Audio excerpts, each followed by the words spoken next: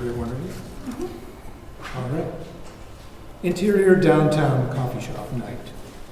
The shop is practically empty. A few patrons sip coffee and chat while protesters picket outside the shop.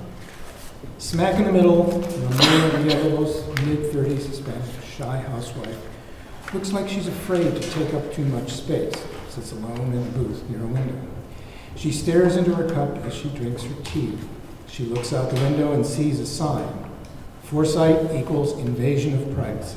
Danger levels are at a 2, Ramona Villalobos. I recommend quiet 1108. From the outside, she appears to be talking to herself. She glances over her cup at the two male patrons. I don't believe you. She looks like she's never missed a day at church. Trust me when I tell you, that church girl, shit, it's an illusion. They're always that quiet ones. Not the shit talkers. Sometimes, but they mostly do it for attention, for the show of it all. They may roar like lions, but it's the mice that makes the real noise. Patron 2 catches Ramona staring. She quickly looks away. Boom! Ramona jumps as a protester slams against the window. She leaves a few dollars on the table and walks over to the door. Ramona Villalobos, I highly recommend an alternative exit. I'm picking up high levels of aggression.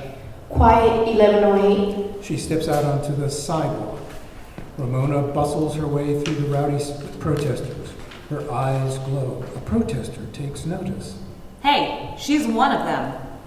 You're part of the problem. This is how they control you. You're a slave. She crawls through the crowd and runs away. She takes refuge in an alley. Ramona hides behind the wall, catching her breath. She hears commotion in the distance. She creeps further into the darkness of the alley. Ramona Villalobos, within your field there are high levels of aggression. We should take an alternative route. Quiet 1108. She hides behind a trash bin, peeking over at two muggers holding up a bruised and battered man with a knife. One mugger pats him down, pulls out his wallet. Danger levels are at level 3. Please consider an alternative route. A pulse vibrates through throughout Ramona's body. Her eyes emit a bluish glow. She shudders, letting a weak moan slip from her lips. Should I contact the police? Quiet 1108. Mugger number 1 looks over seconds after she ducks out of sight. The mugger looks through his wallet and takes out the money and flings it aside. That ain't all you got, is it? You better make it worth my while. Take off your shoes. Ramona peeks back up and sees the man taking off his shoes in fear. The man looks over for a brief second, catches a glance at Ramona. Her eyes glow violet. She moans in pleasure as the pulse intensifies. Threat level at 4. Sent in corresponding pulse. The man darts toward her and the muggers stab him. Her eyes glow brightly. She clutches her pelvis and falls, rustling garbage bags behind her. The muggers look over and creep toward the trash can. They step behind the trash bin to find a violet, glowing Ramona lying on the ground like a convulsing rag doll in pleasure. Mugger 1 preps his knife. Hey! The muggers look up and dart away into the darkness. The civilian runs over to the convulsing Ramona's side. Interior Villalobos' home. Ramona sits at the counter, holding an ice pick to her hand. The television plays in the background. In the distance of the small apartment, she overhears her husband talking to the police. And the damn thing won't warn her? Some revolutionary technology? Is it possible to speak with the victim? That wouldn't be good for her because of her condition. We understand, but it'd be better for the investigation if we got witnesses' account. I mean, a man was almost killed. I know, but my wife isn't the social type. She suffers from anxiety. She goes through me for most things. Trust me, it'll do more harm than good. She told me all she knows. No longer is a security system relegated to your home. Ramona looks up at a Foresight commercial.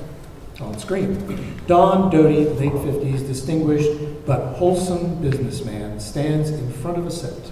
Now with Foresight, it's everywhere you go. With the Foresight chip installed in the nape of the neck, this chip allows your brain to access threat levels around you and others and situations in a two-step process. Part 1, a scanning force field will expand outward to gauge your general surroundings within 25 to 50 to even 100 meters. Part 2, Foresight runs a diagnostics of the probability of danger. If danger levels reach too high, a buzzing sensation will warn the body of this danger, giving you the foresight to escape dangerous situations before they occur. Now, with over 1,000 users, Foresight is on the rise. Foresight, seeing threats so you don't have to. Dawn winks and smiles at the camera. Sponsored by the Doty Institution. Ramona stares blankly. Interior of Villalobos' home bathroom. Later, Ramona stands under the shower head. Her hand slides down her torso towards her vagina. She fondles herself. Knock on the door. Ramona jumps. Jesus, Ruben. She turns off the shower. In the kitchen. Later, Ramona, wearing a bathrobe and her hair wet and slicked back, sips tea, leaning against the counter as Ruben, practically with his head on the fridge, scours for food. Why did you call him? Who, the Foresight technician? Isn't it obvious? I paid a lot of money for this, and I'd like it to work properly. It does. It just I feel like I should have done something. Ruben consoles her. What could you really done, huh? Let's just focus on keeping you together. Just relax, okay? It won't take very long, and we've dealt with this technician before. Knock on the door. How long could it take? 10 minutes at the most? I'll be right there, and I won't go past 7, okay? She nods. In the living room, moments later, the Foresight technician, mid-30s, casual attire, wearing large glasses, sits by Ramona on the couch. Ruben stands behind the couch. An iPad sits on the Foresight technician's lap. He grabs Ramona's arm, but she pulls back a bit, leaving his hand out. There's no need to be nervous. I promise this is the most painless part of having the unit. What the average technician can do in 10 minutes, I can do in 7. She looks to Ruben. He gives her a reassuring nod. She places her shaky hand in his. He turns her arm over, exposing her wrist. He makes a circular motion and exposes a control panel of light on her wrist. He hits the center button and they become the center in the virtual ball of light. Ruben looks around in amazement. 7 small orange-colored markers flash on the globe. All right. It seems like you've had 7 massive alerts over the past few months. Really giving the system a run for its money. I've never seen alerts this intense. Do they give off any pain? That's good. That wouldn't be good for you or the company. Company image matters. I'm sorry, do you mind bringing me a bottle of water? Ruben looks to Ramona and only moves after her nod. When you receive alerts, can you describe the sensation? You said it's not painful. Pleasurable? Just a tingle. All over. Mostly. Should I alter the sensation? No. There's a beat. Okay. I'd like to show you a virtual tutorial while I run a diagnostic test. Any questions afterwards, feel free. He fumbles around with the tablet. Next, he presses the light tab on Ramona's wrist. Her neck stiffens and her eyes give off a blue glow, fixed in a trance. Cutaway in Ramona's mind. Ramona sits in an empty, dark theater. Suddenly, the projector comes to life and casts Dawn Doty's larger-than-life figure on the screen. Hello, I'm Don Doty. Welcome to the Doty family's latest venture into the future, bringing the world safely into our doting arms with Foresight Security. So just sit back, relax, and we'll learn this system together. Ramona sits transfixed by the screen. Ramona stares into oblivion. Ruben comes into the room. He stops when he sees the technician's hand on Ramona's lap. Interior Villalobos' home, bedroom later. Ramona and Ruben sits on opposite sides of the bed in their dimly lit bedroom. She rubs lotion on her feet. I didn't mean to snap like that. Maybe it was a mistake. Maybe. I'm not mentioning it because I want to, just saying this is our usual day. Right, Jack? She looks over her shoulder at him. Rain check. Interior Villalobos' home, kitchen, day. A pot boils on the stove as Ramona scrubs the kitchen floor on hands and knees. She looks up and sees a knife's handle hanging over the counter. Her aggressive scrubbing slowly comes to a stop, her eyes fixated on the knife. The living room. Ramona, holding the butcher knife, sits on the couch. She calmly turns the knife to her heart. Foresight, access danger. Ramona's eyes. Digital numbers run down 10 to 0 rapidly. 0 flashes on her eyes. Assessing no possible danger. She inches the knife towards her heart. Access. No possible danger. And back to the original. Ramona tosses the knife aside. In the kitchen. Ramona looks down the garbage disposal. She flips the switch and hears swirling, clanking metal. She turns it off. She pulls out a mangled fork. She inches her hand down the drain. She moves toward the switch. Her eyes dart back and forth from her hand to the switch. Foresight, access. On Ramona's eyes, digital numbers run down 10 to 0 rapidly. Assessing no possible danger. Ramona touches the switch. Access. No possible. Back again. Suddenly she flips the switch but yanks out her hand at the last second as the garbage disposal swirls. The living room. We follow through the living room down the hall. We enter the bathroom. We track towards the bathtub and we see Ramona holding her breath underwater. Air bubbles seep from her mouth. She lets out an animalistic scream. Kitchen later. Ramona smokes as she sits at the table. She looks out the window. She reaches into her pocket, pulls out a phone, and dials. Hey. Yes, I'm okay. I'm okay, but I need you to bring something over. Interior Villalobos' home living room later. Ramona sits on the couch staring at the door. Knock, knock. The camera sweeps past Ramona and to the edge of the wall behind her. 1, 2, 3, 4, 5, 6, 7. All good children go to heaven. 1, 2, 3, 4, 5, 6, 7. All good children go to heaven. A petrified Ramona turns the corner clinging to the wall. Knock, knock. Ramona drops to the floor in fear. It's nothing bad. It's nothing bad. It's nothing bad. She crawls along the floor, eyes filled with tears, fixated on the door. She inches closer and suddenly mail falls out of the mail flap. Knock, knock. Into a flashback. Ramona shakes the thought out of her head. She walks over, opens the door, and Magdalena Villalobos, early 60s, barges in, inspecting Ramona. She grips Ramona's head. Oh my God, are you okay? Ruben told me everything.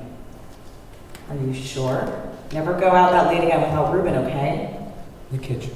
Magdalena looks over the food cooking over the stove as Ramona stands behind her. Ruben eats this? He eats whatever I cook. Really?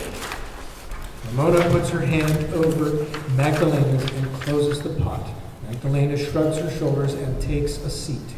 Ramona follows. I worry about you. We always have, with your anxiety.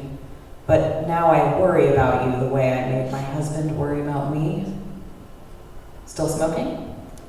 Nah. Ramona passes Magdalena a cigarette. She lights it and inhales deeply. Before I was the star of the hit novella that will never be uttered in my presence. Before we ran to the States, before my youngest, her husband, was born, the last bit of quiet I ever got, my oldest two never cried, but God did Ruben cry. He never really stopped until he met you.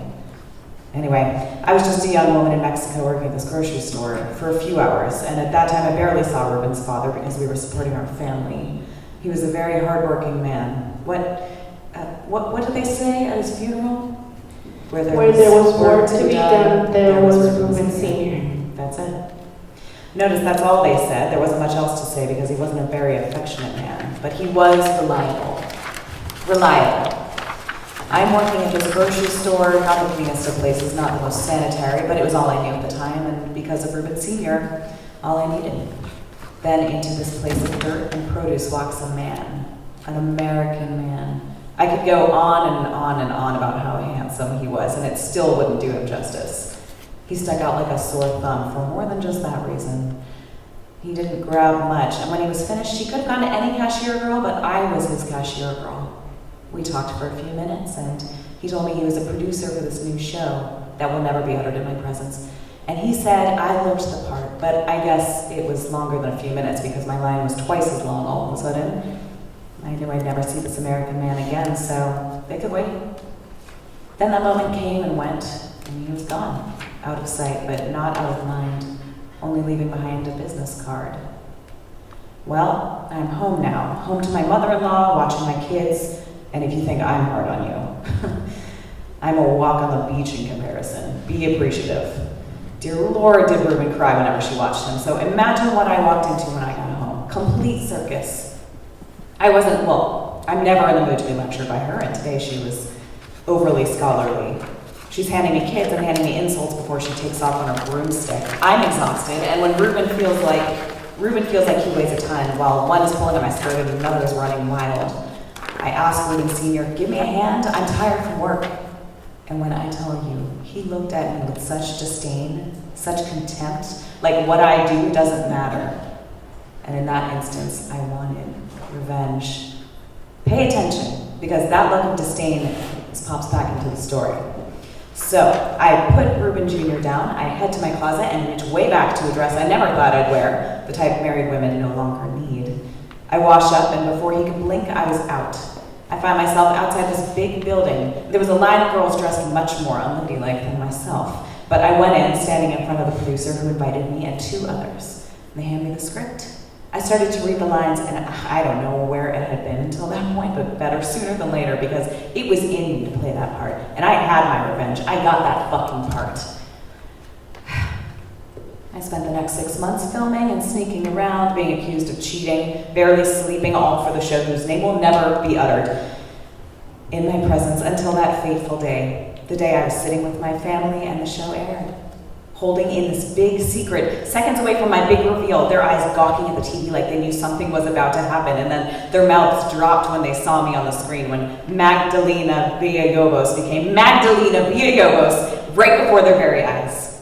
Needless to say, he wasn't pleased, and we argued, but the damage was done. But guess what? We're a fucking hit. We're a smash hit, and he hated it. I couldn't stay in our now much bigger house, and you know what else got bigger? His animosity.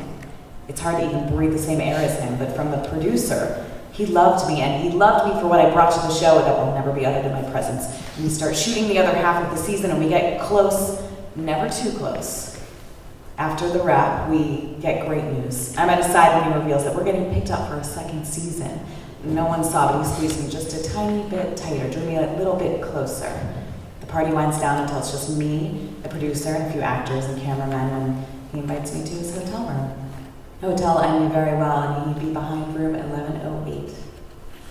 I'm a married woman, happy wife, and I didn't say yes, and I definitely didn't say no. I smiled, I kissed him on the cheek, and I found my way home. On my way back to unforeseeable chaos. He's pissed that I paid a bill. His bill that he didn't have the money to pay, but it's his bill. I took away his last bit of pride, he said. I should have been in his pride, and I said to myself, not tonight. So I stormed out. One step leads to another, and before you know it, I'm outside room 1108. I'm outside his room. The first knock was the hardest, but long after, I'm beating on that door like what's behind it is going to save my life. And maybe at that moment, I received because no one answered. Ramona watches her exhale a large cloud of smoke as she looks out the window.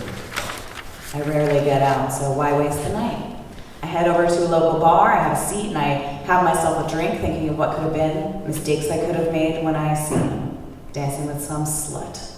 Was I mad? Maybe I was. Maybe I wasn't. But at the time, like those, you do anything not to feel like the fool you really are. So I marched over, breaking through everybody on a straight path to him. I was so focused. So focused I didn't notice someone calling my name. I didn't notice everyone praising me. Magdalena Villalobos. So I wedged myself between them and I pretended like the slut never existed. And after a while, she didn't. Because all I could hear was him telling me all the beautiful things he could think of, with his body pressed up against my own. The way he danced, you'd think he was from my little part of the world. We spun and spun against the spinning ceiling fan above, just spinning and spinning until we spun back to door 1108. It's cold, and cold people go inside where it's warm. Magdalena? Okay, this is your part. When and where do I see this face of contempt again? Fully engaged in the story with wide eyes, Ramona leans forward. When I opened the door to find him standing outside room 1108. The look in his eyes. My God, he almost killed him. Police were involved, we were all over the news. This didn't hurt the show that will never be uttered in my presence, but I couldn't go back. It would have ruined my family. Did you? Did I what? Did you sleep with him? Does it really matter? Why are you telling me this? Tell you what? I didn't tell you anything, just that we worry. And I'm wondering what you're going to do with the things I brought. Interior Villalobos home, bedroom, night. Ramona stands at the foot of the bed, looking down on a rope. Flashlight, a few makeshift climbing items, and a backpack. She hears the door open. She stuffs the items in the bag. Ramona. In the closet, Ramona hides the bag behind some towels. Back in, he enters. He leans in to kiss her head in passing. He sits on the edge of the bed. He takes off his oily boots. He takes a suspicious look at the closet. Ruben, you trapped oil everywhere. I'm sorry, I thought I cleaned them pretty good. Living room. He finds Ramona scrubbing the floor on her hands and knees. It's fine. Just start dinner. I can't eat without you. The kitchen. Later. Ruben scarfs down his dinner, the polar opposite of his modest eating wife. Was my mother here? Was she talking nonstop about celebrating my dad's birthday? She was talking nonstop, but not about that. How do you know she was here? The food has something, I don't know, something that she adds. How are you feeling? Better. Much better, actually. I was thinking of taking another stroll. I was thinking you would stay in tonight. Why? I'm fine. Ramona, it's dangerous out there. I know we got foresight to help you, but please, slow down a bit. Ramona takes it in before setting her silverware down in a huff.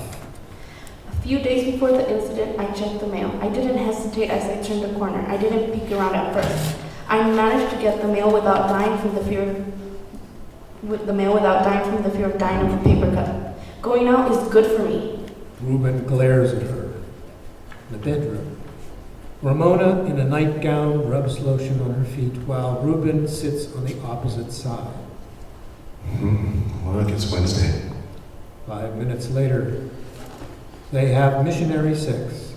He gives it his all while she looks unmoved. 5 minutes later, Ruben sleeps on top of Ramona as she stares at the ceiling. She wiggles herself out from under him. She turns her back to him, staring at the closet. He swings his arm around her. She gently moves his hand aside, eyes fixated on the closet. Exterior street, night. Ramona stands at the corner of the street. She extends her hands and tilts her head back. Her light bubble expands 20 feet out from her. She takes a step off the curb as the light turns green. Suddenly, a car honks and zips by. Ramona steps back while catching a glimpse of a pink-haired woman on the passenger side, zipping by her. External alley. Caution tape walks off the alley. Ramona takes a moment before she crosses it. She looks up the fire escapes. Exterior rooftop. Ramona looks down at the city streets. 1108, access possible danger. On Ramona's eyes, we see her eyes glow and a digital counter counts rapidly. The digital counter stops at a blinking number 10. Assessing danger. Danger levels are at a 10 ranking. Good. She blinks and the numbers disappear from her eyes. She digs into her bag and pulls out a rope. She ties it to a pole and walks with it over to the edge. She hangs off the edge by the rope. Her assistant changes colors to purple. She quivers, but reels herself back in to catch her breath. She looks over the edge and goes for round 2, but her hand slips. As she's falling, she sees the pink-haired woman running toward her. She catches her hand, but a second later, her hand slips. Interior hospital hall day. Begin a flashback. Ruben looks through a window at Ramona being examined by a doctor. A foresight technician walks up to the room. To Ruben. How are you feeling, Mr. Buell? Worried, just always worried. I can assure you that this operation will be a success. Your wife is on the cutting edge. This will change the world. That's my fear. I'm scared of how we've lived our lives so far. How long can we maintain with her condition? And what life will we live if this succeeds? It's sad to say, but maybe fear has kept this thing going the whole time. End of the flashback. Interior, the Rabbit Hole Motel, the next day. Ramona sleeps on a dingy mattress on the floor. She opens her eyes. She's in an old room with chipped paint and splintered wood. At the door, she sees a pink-haired girl talking through a crack in the door. Light moaning can be heard through the walls. She shouldn't be here. Where else was I supposed to take her, huh? She has the glow. She belongs with us. You have 5 minutes to get her out. Oh, okay. She closes the door. She turns, revealing herself as Clementine Duncan, mid-20s, wearing faded designer clothing, with the constant look of someone who was partied the night before, leans against the door. She shuffles through Ramona's purse. Where am I? Jesus Christ, I was expecting a light moan, not a short sentence. I tended to all your scrapes and bruises. Luckily, when I didn't catch you, the fire escape did. Ramona touches her bandaged face. Oh God, oh God, oh God. She frantically unwraps the bandages. Clementine giggles as she pulls out a mini mirror. Ramona snatches the mirror out of her hand and inspects her face, revealing no bruises. I'm sorry. I'm sorry, you're fine. My humor is fucked. Where am I? What's that noise? You're in the rabbit hole, which is our cool way of saying a dilapidated hotel. The noise? That's just people being people. Clementine looks at Ramona's family photo. Looks like you got loved ones that are probably missing you right now. Ramona snatches her purse back.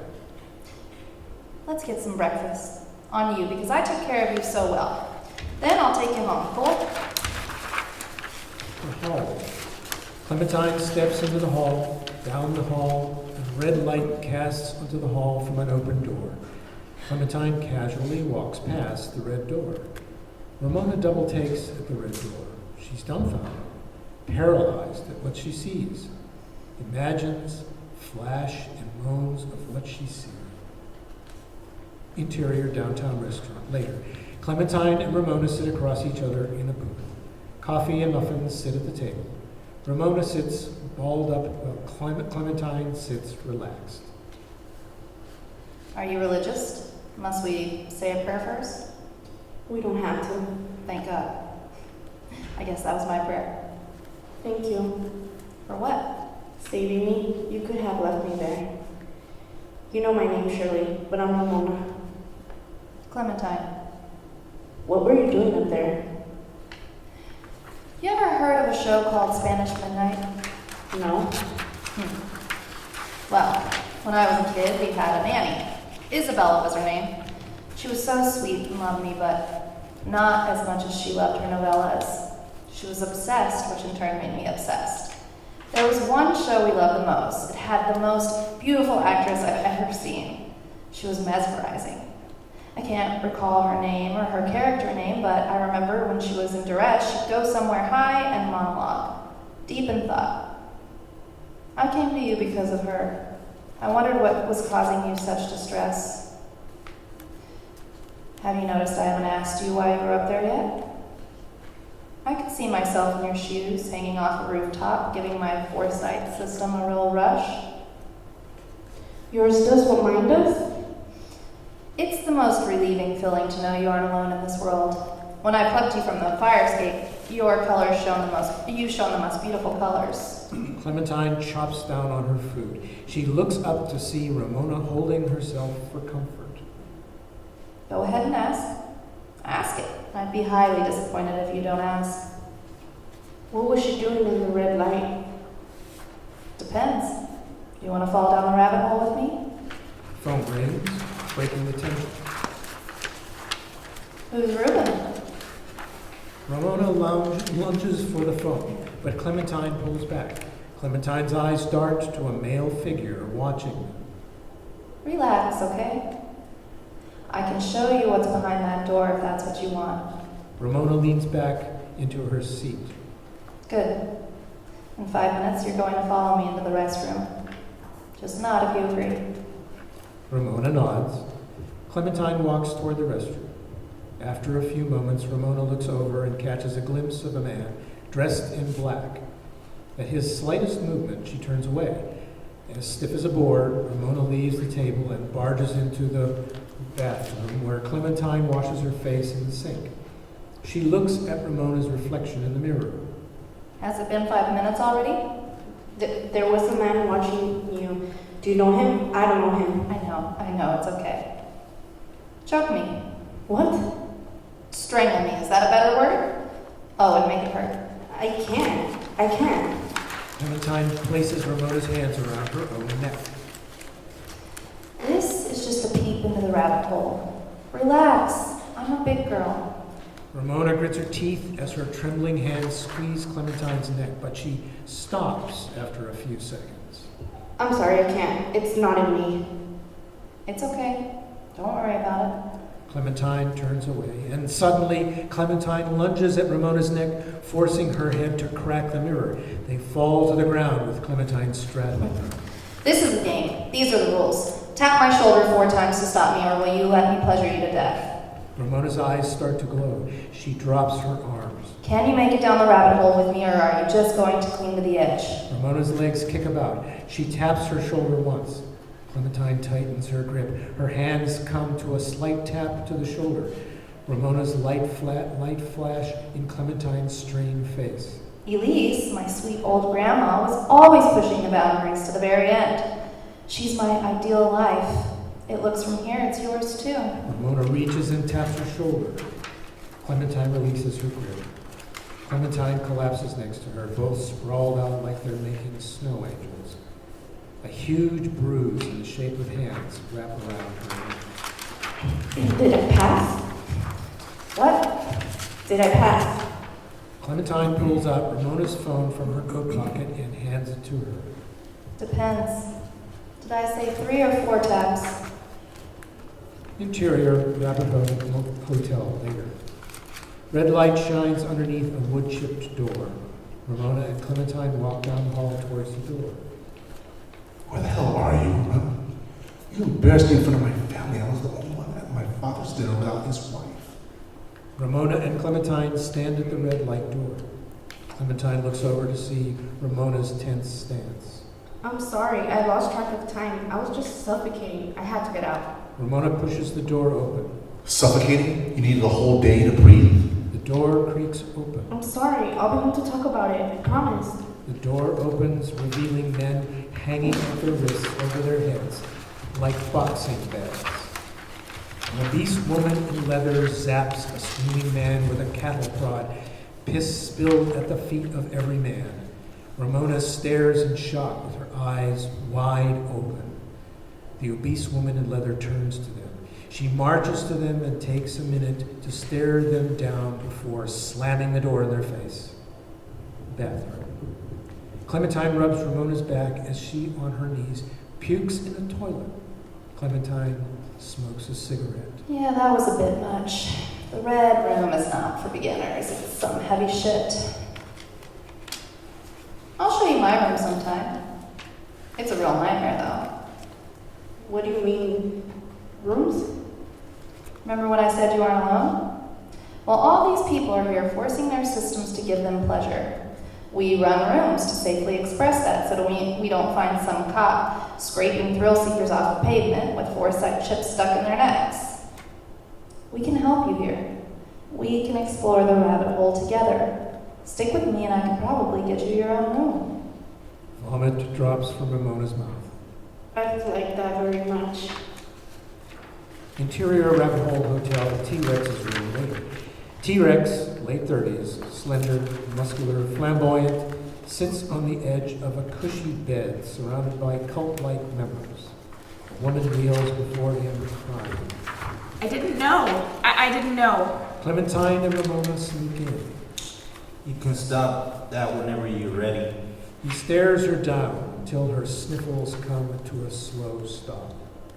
Your dive the rabbit hole ends here. Please, I can't go back to that life. Not without this. You don't have much of a choice. Your system was tampered with, and you didn't even attend your progress naturally like us. Please, I'm begging you. I'm giving you a chance to retreat back into your quiet little life. If you're not well forced like to show your husband what you really gets you going. With the wave of his hand, he shoos her away. She sulks past Ramona and Clementine, leaving the room. Clementine? I could have sworn I told you to get rid of her. She's a level 3, and we all know level 3s rarely last long out in the wilderness. T-Rex slithers from his bed to Ramona. He grips her chin, turning her head, showcasing her angel wing-like bruises. You gave her wings? Sure did. What was her color? Breathtaking. That's not a color. But it's a feeling.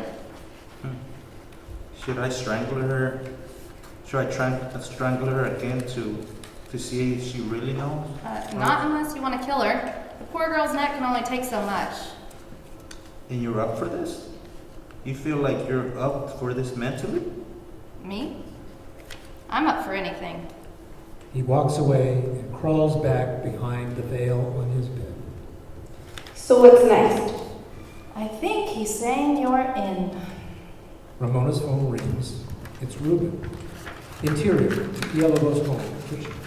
Ramona, wearing a scarf around her neck, sits at the dinner table. Reuben sits at the head. Magdalena serves food lovingly to Reuben. Thanks for the dinner, Mom. Someone has to make sure my boy doesn't starve. She stomps over to Ramona, staring her down. Ramona drops her gaze as Magdalena plops her food on her plate. Ramona looks up at her, only to catch a glimpse of Reuben dashing hot sauce on his meal. Reuben, dear, not so much. Magdalena sits across from Ramona. He's been eating like that long before you came around. That explains his blood pressure. Okay, I'll say it. Since she won't, she's upset that you missed my father's dinner. It's out there. No more tension. It's done. I'm not upset. You were there. Your brothers and sisters' spouses were there. Where were you again? Mom. We already talked about this, and I'm sorry. Where were you? I was with my friend Clementine. More like Clarence. Ma, that's enough. And since when does a person wear a scarf at the dinner table, huh? Take it off. Mother, please, let's just eat. I don't have to explain anything to you. Don't explain, just show. Ramona looks over to Reuben as his eyes shift from his plate to her scarf, asking the same as his mother. The moment lingers. She's stuck between Magdalena's glare and Reuben's concern. She inches toward the scarf, unwrapping it at a snail's pace. Magdalena leans in for a closer look upon Ramona, revealing a bare neck. The tension falls a bit. Great, now that that's settled, can we be normal now? Magdalena sits back in her chair, Everyone slowly returns to their dinner. Ramona, I was thinking we could maybe meet this Clementine and invite her over for dinner today. Clarence. Was that the name of the man who fucked in Mexico? A look of concern flashes on Ruben's face. This bitch has a lot of nerve. Ramona leaves the table, leaving Magdalena's ramblings behind her, stepping into a dark living room. Interior, Ravimole Hotel, Hall Day. Ramona emerges out of the darkness of the hall to a shiftless Clementine standing in front of her door. Day one, you're running late. It's hard to get away whenever you want me to. I do have responsibilities. Sure. I also need a favor. Clementine drags her by her arm away from the door. You are really fucking this up for yourself, huh? Look, I told my husband when I was out, I was with you, and he wants to meet you now. First, take this makeup off. It's disrespectful. Clementine slap fights with Ramona to wipe off her makeup. Stop! This is all the makeup I have. Come on, let me see that green bruise. Ramona managed to break away from her. It's practically purple, thanks to you. You do realize you can use any girl. He doesn't know what I look like. If he is here, we just came and... Lie? Sorry, mi amor, but we don't mix worlds here, okay? I'm here to take that inner you and put it outside of you. Your mind has to be open, so prepared and sharp that if asked, you would kill me if it resulted in my pleasure. So get your head in the game. Ramona quietly agrees. They walk back towards the door. Lesson one, you have to hurt. Can you give someone the pleasure you seek? Big Red's room.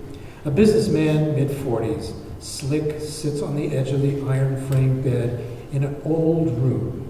Ramona enters. Oh, hello. You're the new recruit? She nods as she clings to the wall. So you know why you're here. In order for this to work, there must be a clear line of communication, right? Right. I have the top-of-the-line foresight model, and it's practically like seeing into the future. So I'm really getting the most out of this ride. What's your model? 1108. Sounds in your range? Cut away to the hall.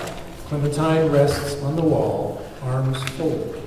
Hey, aren't you done yet? Clementine looks over to Big Red, a midget in leather, walking a gimp in leather like a dog behind her. I'm on a tight schedule. I don't know how you run your room, but I like my shit on time. Sit. The gimp sits at her side.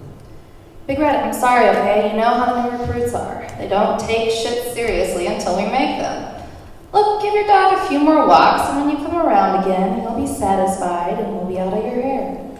They stare at each other down until Big Red finally breaks the gaze by walking away. Return to the scene with Ramona. I want to know your intentions. We have to be clear. Establish the ground rules and uphold them. I don't want to misread your actions. If I come up to an amazing conclusion and that doesn't come to be, all we'll have is disappointment. Let's be concise. I understand. Take off your shoes. Ramona slowly slides out of her shoes. The businessman drops to his knees. Your head says yes, but your eyes lack conviction. They tell me you're not willing to take those heels and walk all over my back. He bows, revealing his scarred back. Ramona walks slowly to the bladed heels. She slips her foot into one. He quivers with excitement. The hallway. Ramona runs out of the room and down the hall. Hey, what's wrong? Wait up. She runs after her. The businessman runs out into the hall. Hey, where are you going? I paid good money for this. Exterior, interior, downtown coffee shop day. Ramona and Clementine park across the street of an anti-hindsight protesters rally carrying red signs. I'm sorry. What I needed you to be doesn't happen overnight, so relax. Look at those pathetic slubs and those ugly green signs. Wouldn't know a good time if it fucked them in the ass. Sad, really. Ramona stares at them like she's trying to make sense of things. What do you think of them? I don't know. You know something, now tell me what you think of them. I think they're small, scared of something they don't understand. They're dead inside and want to drag everyone down with them. Okay.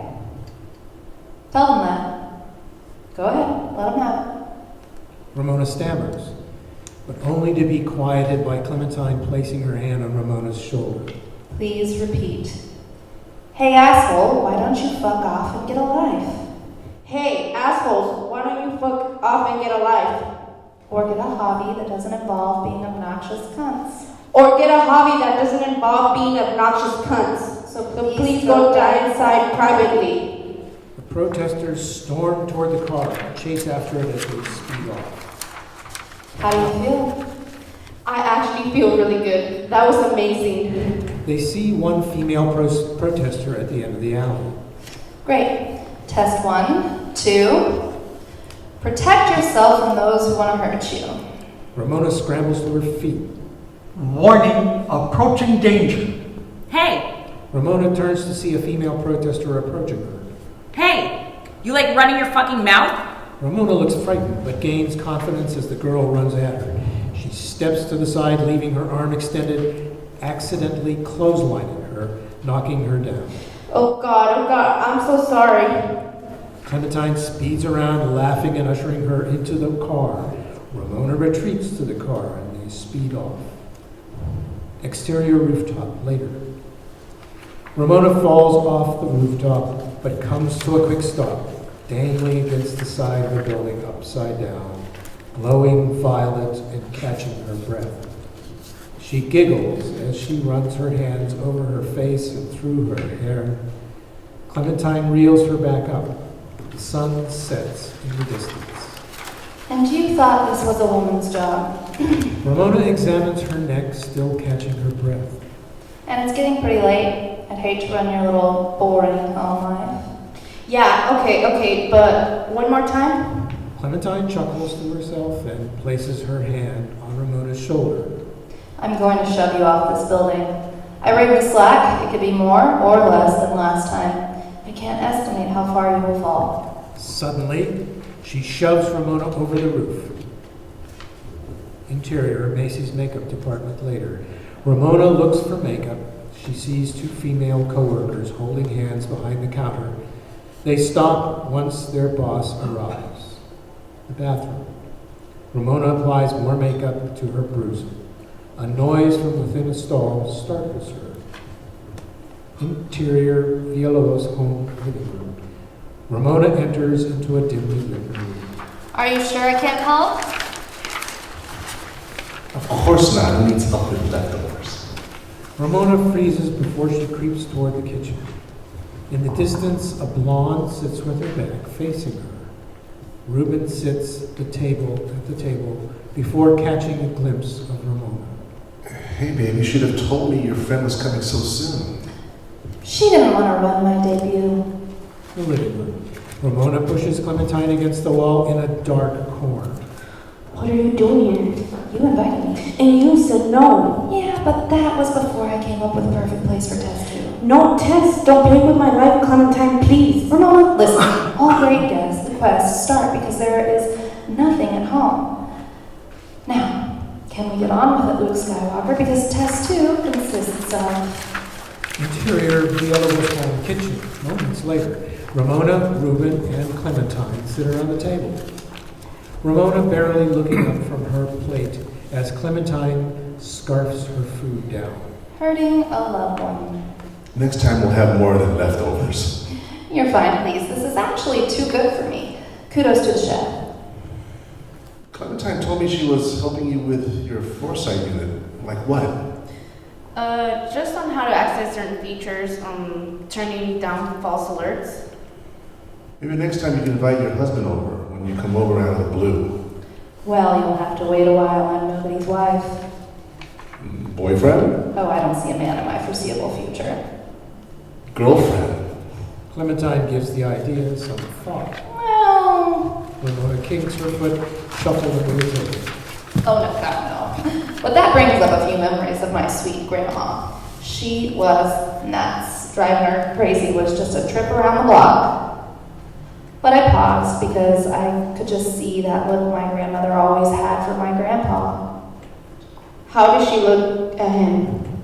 Reuben and Clementine whip their heads at her for breaking the silence. Uninterested. Maybe she was a lesbian. Reuben throws a look of concern at Ramona. You guys have some years under your belt. How's this ship holding up? No leaks? Everything is fine. No leaks. Clementine's eyes shift to a shifting Reuben. There's been a few changes with the foresight and her anxieties, but we manage. Ship is all right. Ramona looks over to Reuben as shocked. Clementine picks up on the shift. We're having problems? I don't think that's what I said. What are you saying? Oh, I'm sorry. Ignore everything I said. You know what, Clem? Our boat toppled over a long time ago, but that's what happens when you marry damaged goods. Ramona, that's not what I meant. Ramona sits tensed up. I might be damaged, but you don't have to fuck me like I am. The phrase hangs in the air. Interior, exterior, Clementine's car at night. The car speeds down the street. Ramona looks panicked and shocked while Clementine is ecstatic. Holy shit! Now that is what I'm talking about when I say wear your insides on the outside. I can't believe I said that. I fucking can. You fucking deserve it. Shut up, Clem, just shut up. But I have more to say. I was just gonna say, what happened tonight needed to happen way before we met. Ramona glance lingers on Clementine. Clementine notices a car tailing her. Hey, I'm gonna need you to follow my lead, okay? No matter what. That's all I've been doing. And frankly, I think I'm tired of it. Clementine's car swerves and comes to a stop, and suddenly Clementine runs out, leaving Ramona in shock. What are you doing? She unbuckles her seatbelt and chases after her. The alley. Ramona chases after Clementine. Interior of an abandoned building. Clementine and Ramona catch their breaths. What the hell is that? What are we running from? Clementine bends over and gestures her to stop as she catches her breath. Is someone chasing us? Is it the guy from the cafe? Who are you for people to be following you? Clementine chunks a rock at Ramona's head. She dodges it, perplexed. Did you just throw a rock at me? Clementine tosses a rock repeatedly at her hand. Thinking about doing it again. Stop that. Clementine tosses the rock. She briefly dodges at it and retaliates with a rock of her own. Suddenly, they are in a rock fight. Their bodies give off a light glow as the throwing intensifies. Ramona dodges and gives a heavy toss, clipping Clementine's head, dropping her to the ground. Oh God, Clem. Clem, wake up. Blood trickles down Clementine's temple. Suddenly, lunges at Ramona's neck. In the distance, a worker approaches. Hey, what's going on over there? Startled, they run off. Exterior street night. Ramona runs past the clothing store window. Clementine staggers behind her, coming to a stop at the clothing store window. She's mesmerized by a golden dress. Ramona comes stumbling back. What? We should get back to the car. No, I'm where I should be. Blood trickles down the side of Clementine's head. No, let's go. God, you're bleeding. We're going to a hospital now. This must be a sign. The dirt on our clothes, a clothing store. She enters the thrift clothing store. She walks around like a kid in a candy store. What are you doing? We should be hiding. We are. In plain sight. Two girls shopping is a great cover. But you're actually buying something? You saw that dress. And now I'm buying. I want this scarf and that dress. The cashier looks unmoved. Inside the dressing room, Ramona awkwardly faces away as Clementine strips. Grow up, Ramona. My grandmother changed in front of me all the time, and I didn't face way. You're treating me worse than a wrinkly old lady. Face me. I'm decent. Ramona turns, but faces away upon Clementine's still naked body.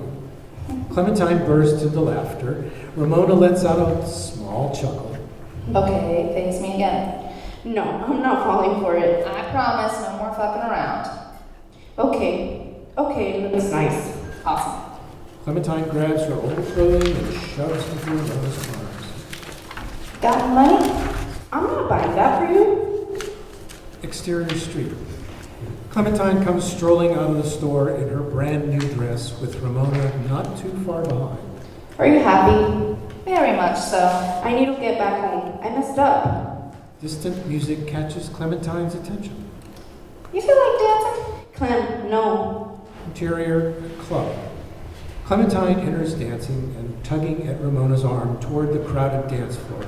She grabs Ramona's hips and makes her sway. Ramona picks up a small bit of rhythm, but fully aware of everyone. Relax, love. Nobody else is here. She swipes her hands over Ramona's eyes. She sways slowly, holding herself. A partygoer pulls Clementine close. He kisses her, slipping a pill into her mouth. She turns to Ramona and kisses her, slips half the pill into her mouth. Ramona's eyes pop open. Clementine smirks and shoves through the partygoers. As she falls, the partygoers blur past her. Ramona falls on the partygoer too. They grind on each other. He fondles her. She shoves him back and runs away. The bathroom. Ramona bursts through doors and retreats to the stall. Ramona sits on the toilet, whimpering, rocking herself. The bathroom door opens. Knock, knock. Go away! Sorry. The heels click away. The sound of running water pours and after a few seconds stops. The heels click until the exit. She sits in silence. The door swings open again. The footsteps are harder. Approaching danger. Ramona looks under the stall and sees a pair of boots standing in front of her. Try the next one. The door rattles.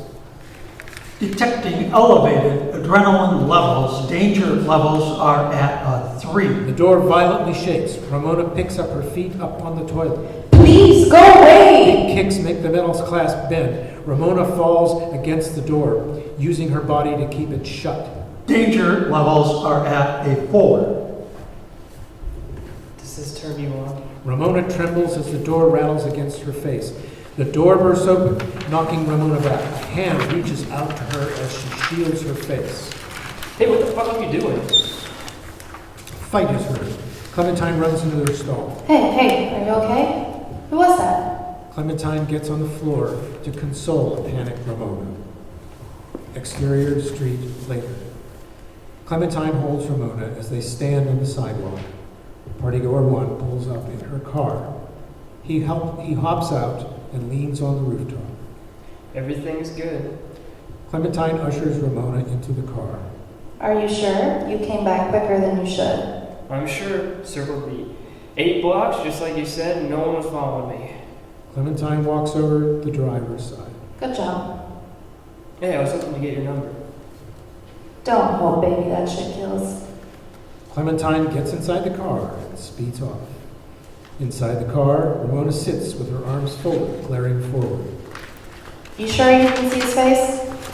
I told you I didn't already. Why are you yelling at me? I'm the one who should be upset. Oh, really? How so? Nothing but a disappointment to me. I've done everything you asked of me, possibly ruined my marriage. And that's your only true success. What does that tell you about you? Outside the car, Clementine speeds through approaching traffic. Cars honk at her. Inside the car.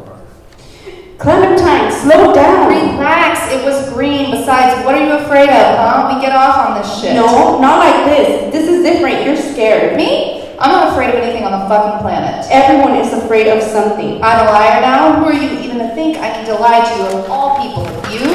Who's following us? Who are you running from? Clementine steps on the gas, speeding down the street like a bullet.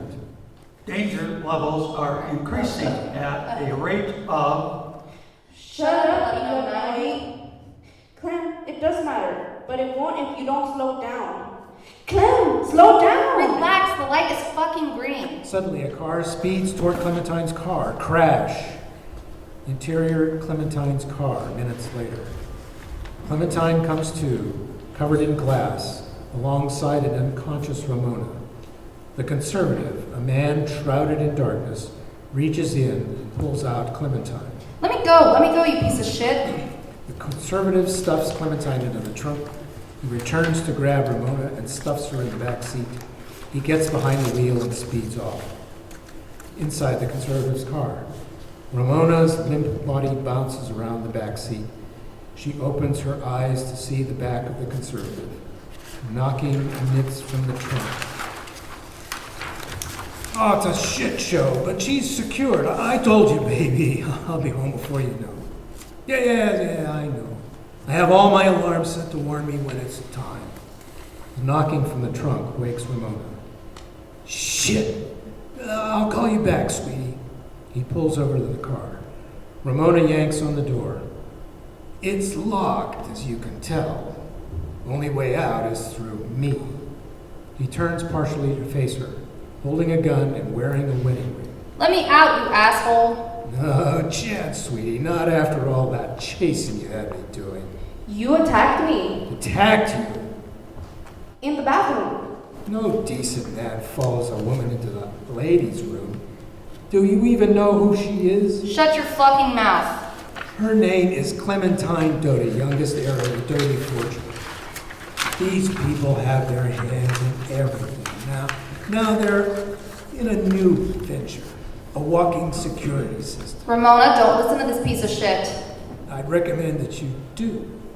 The first person that ever had this system is our runaway friend, screaming in the back. More so to keep her surveillance, but she does what she does best, which is run away. Figured out a way to override the tracking.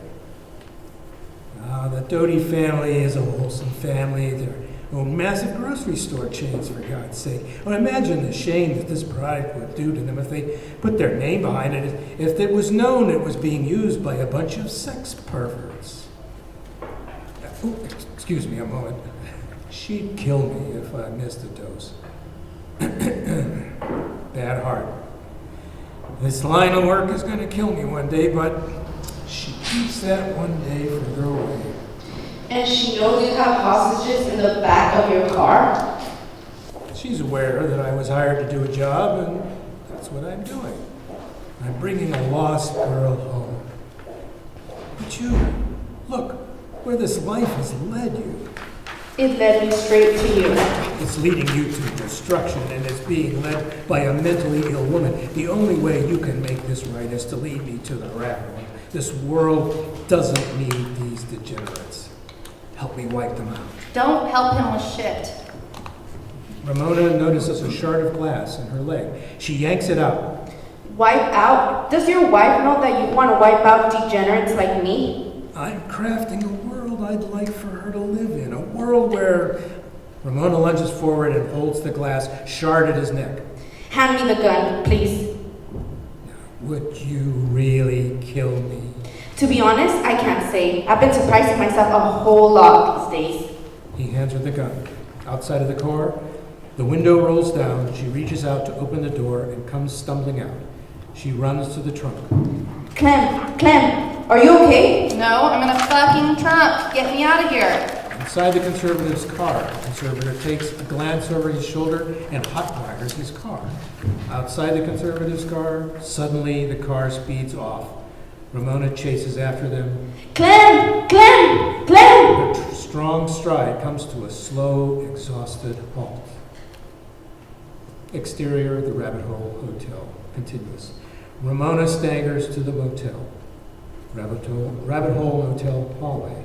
Ramona staggers along the wall as lights flash from doors along the halls. Moans and hard impacts echo in the hall. She turns the corner and sees room door with Clementine carved on it. She staggers to it. She turns the knob. It's locked. She uses the key necklace and unlocks the door. Clementine's room. The room is stylized like the 1950s Southern bedroom, with large mirrors. She staggers to the mirror and sees red paint. She touches it, examining its texture. What are you doing here? She turns to face T-Rex at the door. She gave me the key to this.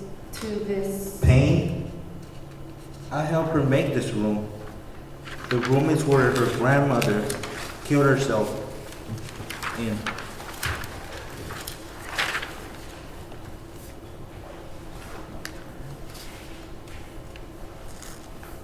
She saw it and she never really got over it. Like everything else in the family, she's the only one customer that she goes into the room and she pays well. Hell, she funds this whole thing. They took her. T-Rex becomes enraged. detecting high levels of aggression. Ramona backs away as she starts to glow. Exterior, the Rabbit Hole Motel. Continuous, the conservative sits in his car outside the rundown motel. Yeah, I found it. Yep, as easy as pie. I made a call. It won't be standing for long. Interior, Rabbit Hole Hotel. Clementine's room later. A violet light flashes on T-Rex as he stares at the quivering, glowing Ramona. No one glows, Violet. Your system's tweak. He rushes her, pins her to the wall by the arm and throat. Who sent you? Are they listening to us right now? You took Claritine. He yanks her ring off her finger. She clutches for it but can't get it away from him. I have no idea what you're talking about. In the distance, shouting and banging can be heard, stopping Ramona and T-Rex in their tracks. T-Rex pulls Ramona toward the door. They step into the hallway. The commotion intensifies, bending around the corner of the empty hall. Suddenly, protesters trampling from behind. Ramona covers herself as she hears the commotion above. She crawls through the chaos. She grabs it as it rests by an unconscious T-Rex. She tucks herself under his body as cover. The stampede ends. Destruction can be heard in the distance. Interior Villalobos home living room. Ramona sneaks inside, closing it behind her quietly. She notices a coat on the coat rack and wears it to cover her tattered clothing.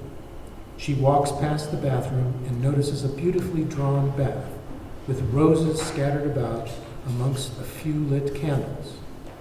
She takes a moment to take it all in and then proceeds to the bedroom. She watches Reuben packing. He takes a peek over at her and returns to packing. Should I even bother to ask why you look like shit? Would you even tell me? Are you packing my stuff? No, I'm packing. Because if I sent you away, you may never go back. I'll be at my mother's. I'll try not to tell her why. He slams shut his suitcase. I know I'm not the best husband, but when did it get so bad that you know me? I'm a burden to you? Is that what you heard? What happened to us, huh? I knew things would change when you got the foresight installed, but this... Is there someone else? No, I swear to you there isn't. Reuben takes the answer in. I drew you a path when I planned on staying, hoping things would go back to normal. But that just isn't going to happen, is it? He looks deep into her eyes for an answer and gets nothing. He walks past her. In the distance, she hears the door slam shut. Ramona plops on the bed, eyes glistening with tears, but none falling. Ramona Villalobos sensing high levels of aggression. Not now, 1108. Danger levels rising. 2, 3, 4. Ramona cringes in pleasure. She hyperventilates as she clutches fists full of bed sheets, moaning into her pillow. 1108, shut off. Request denied. Kitchen. Ramona stumbles to the sink. She pours a glass of water into her mouth. She shudders at the sudden pulse and shatters the mug on the floor. Knock. Living room. Ramona stumbles to the door. 1108, enter sleep mode, please. Entering sleep mode. Denied. The knock intensifies. She opens the door and collapses on someone's chest. Interior Villalobos home living room later. Ramona awakens, groggy on the couch. She's in her foresight light field, giving all her locations on a map. She looks over and sees the foresight technician, adjusting his glasses while inspecting his monitor. You're up. What's going on? Mr. Villalobos called me to search for you after your argument. She sits up and puts her feet on the floor. I should call him. As your technician, I think you should lay back down and let me sort out this disturbance in your unit. As one person to another, I suggest you give him time. Time nurtures all. Love, hate, lust, understanding. What has your time been nurturing? You don't need to say. I know what you've been nurturing. Secrecy. The weight of those secrets can destroy a marriage. But you can't kill what's already dead. All the images of Ramona in the rabbit hole broadcast on the light sphere. I've been watching you. There's nothing you haven't done that I'm unaware of, and it's made me love you even more. You don't have to go out into the night or join fanatics. I can give you what you want. Unlimited pleasure at the touch of a button. Now that you're alone. He reaches out to her. You tweaked my system? I tweaked many a system. I saw a glitch early on and I took advantage.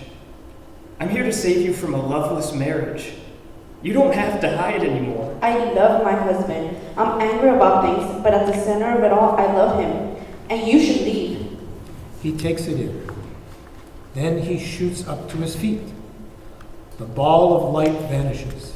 He walks over to the door. He opens it slightly before slamming it shut. You don't love him. You love what makes you feel good. You love the thrill. The technician approaches and then towers over her. Ramona quivers under his overwhelming presence. Suddenly, he lunges at her neck, stuffing her into a corner of the couch. She scratches and kicks at him. Danger, danger, danger. Ramona's hand falls to her side as she stares into his eyes. Her eyes glow vile. This is what you really want, huh? This is what you are? Enjoy the last of it. She kicks off the table, flipping the couch over. They flop onto the ground. Ramona runs off as she clutches for her leg, pulling her down, but she scrambles to her feet and darts into the kitchen. Ramona grabs a knife out of the drawer and whips around to see the panting technician, standing in front of the only exit. They catch their breaths. How many swings do you have? You only get one stab before I stop you. Make it count. He inches closer with his hands up. She grits her teeth before swinging, stabbing him in the hand. He screams. He pulls out the knife and pulls Ramona in a headlock, facing away from him. He brings the knife to her chest, but she holds back his arm. She struggles to keep the knife from her heart. He grunts as the knife inches closer. She looks over and bites his arm until blood drips down. He yells and shoves her off. She stumbles and falls over the sink, her mouth full of blood. Ramona looks to her hand stuck in the garbage disposal. As she pulls it out, the technician pins her down on the counter.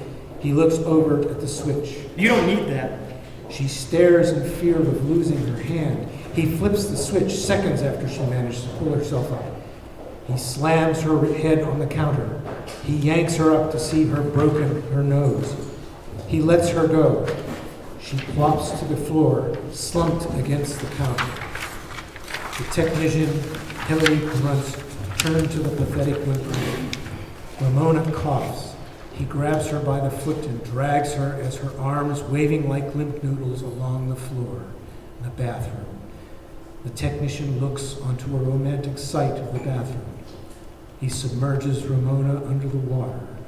Choking her, she fights him off. The technician grits his teeth as Ramona's scrambling slowly comes to an end.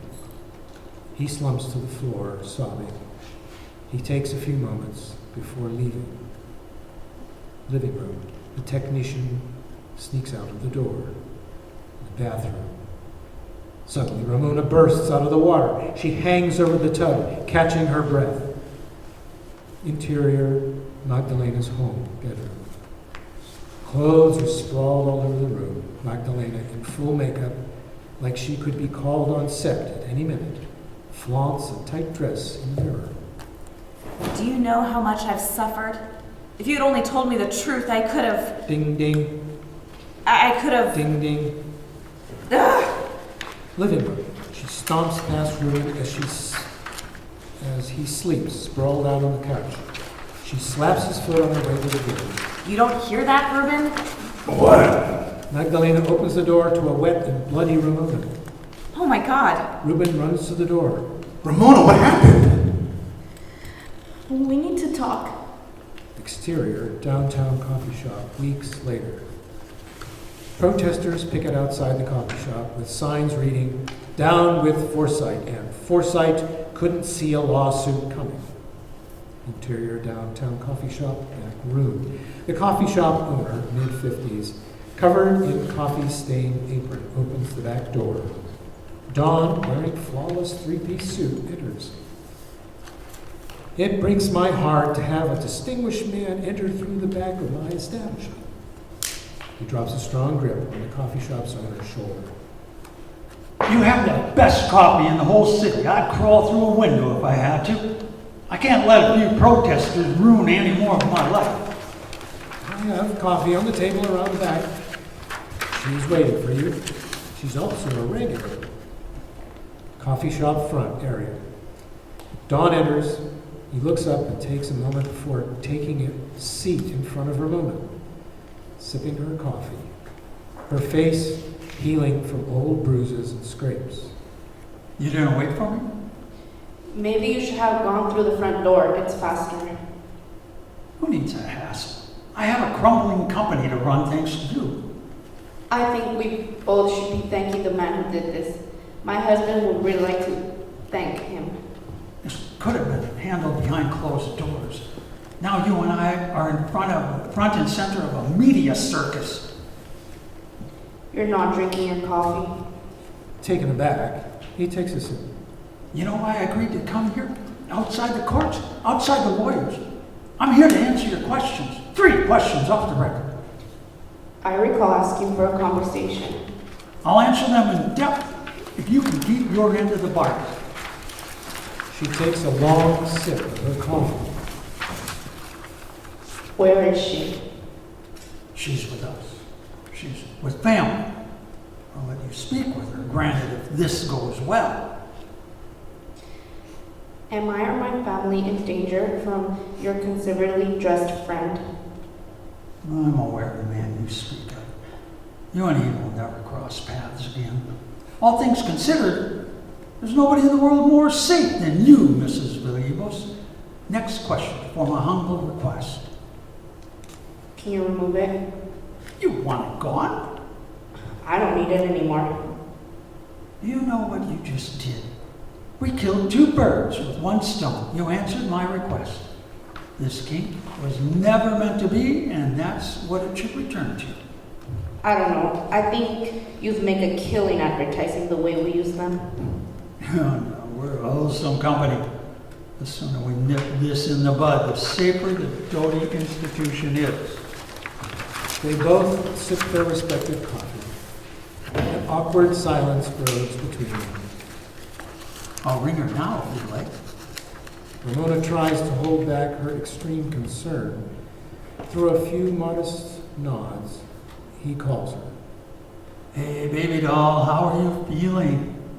That's good. That's all we ever wanted. I have someone who wants to speak with you.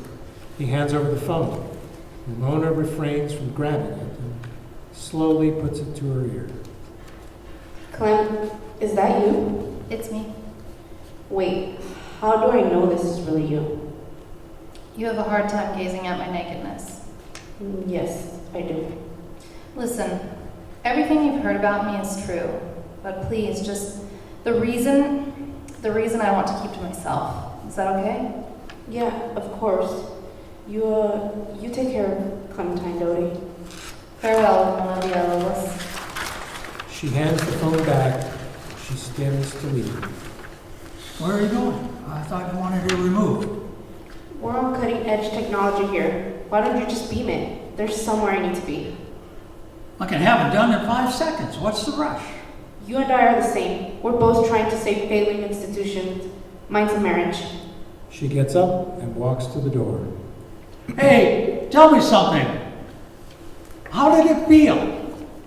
Ramona stops and looks back at him blankly, not even giving the question a thought. Exterior downtown coffee shop moments later, Ramona steps out of the front door onto rowdy protesters. She goes through a million emotions, but ends up on contentment. She hits the panel on her wrist and activates the sphere of light. It engulfs the protesters, stopping their chant. At the top of the sphere, a flashing kill switch graphic blinks. She presses a light on her wrist, selecting the kill switch. The light pulsates and then shatters like glass around everyone. The protesters cower as she walks confidently away. Interior marriage counselor's office, evening. Ramona and Ruben sit on the couch together, shoulder to shoulder. The counselor sits across from them, legs folded, jotting notes. A lot has happened, but we've talked. We talk about everything. When she came to be heard, I've never felt so powerless, so out of the loop. Maybe I got too much of my father in me, but I want to know everything that concerns her. I loved with my worry and my control. I wasn't giving you a choice of how I loved you. I just assumed it was correct. I remember when we first met. It was in a high school cafeteria. It was a brick building separate from the school with these large windows. I was eating lunch with my friends when I saw the back of this girl eating facing the window, facing the blinding light. My friends caught me staring and bugged me to go talk to her. Go talk to the girl who's scared of everything, they said. Ramona sits, soaking it in. I finally get up, not to bother her, but to get away from my stupid friends when I caught a tiny glimpse of her face. She looked so afraid, so alone. I walked over to her and stood in front of her, shielding from that blinding light. She looked up at me with these big old eyes, and I just knew this is where I want to be. But that time is over. You don't need protecting, you need a partner. We're partners. Ramona sits, transfixed, eyes big and wide. Fade out. Again.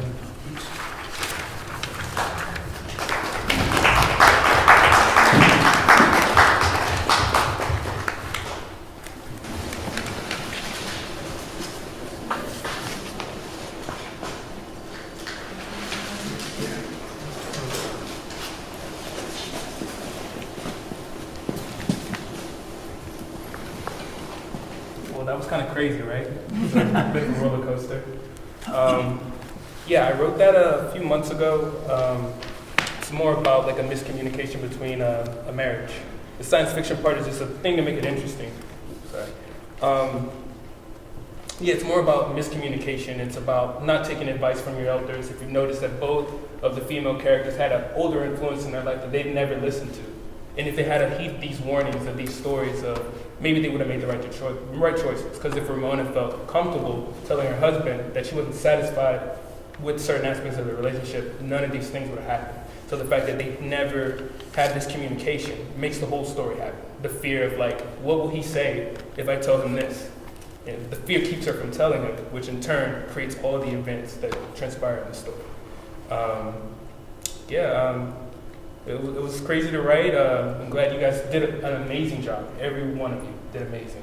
I feel like I have a new, deeper appreciation for some of the lines, and I feel like the way you guys delivered helped me change a few things in my own head about how I wanted them delivered. So this is all like a learning experience for me, and I really appreciate this. I really appreciate everyone who actually showed up. So thank you.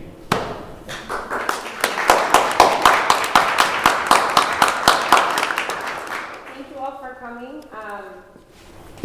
We have to be out of here in 15 minutes, but thanks all for coming. I hope that you keep coming to our readings this year. This is just the first one. We have another one at the end of March. But everyone, give it up for the writers. Any of you are screenwriters, hit me up. Follow us on Scripted Inc. on Instagram, Facebook. We really just want to get more people involved and create a community. So yeah, if you have any questions about Scripted and what we do, feel free to chat with me. All right? Have a good night, everyone.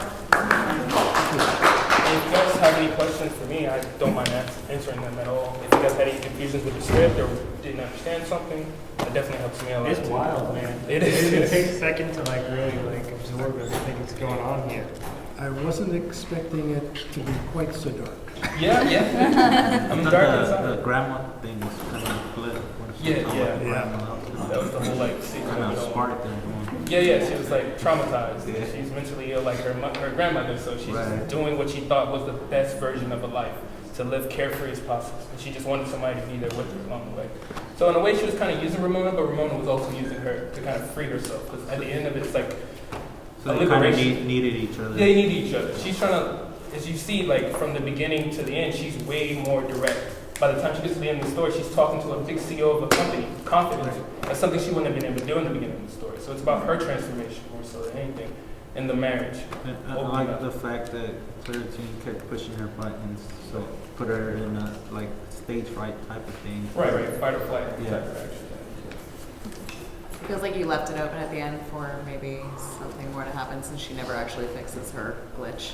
Well, the glitch is gone. No, it's gone. It's gone. That's what's like the The mutual kill request switch of the was book. it. Got it. Right. But it ends with them being in the counseling because that's truly what the story needs. These two Got it. married people to come together and realize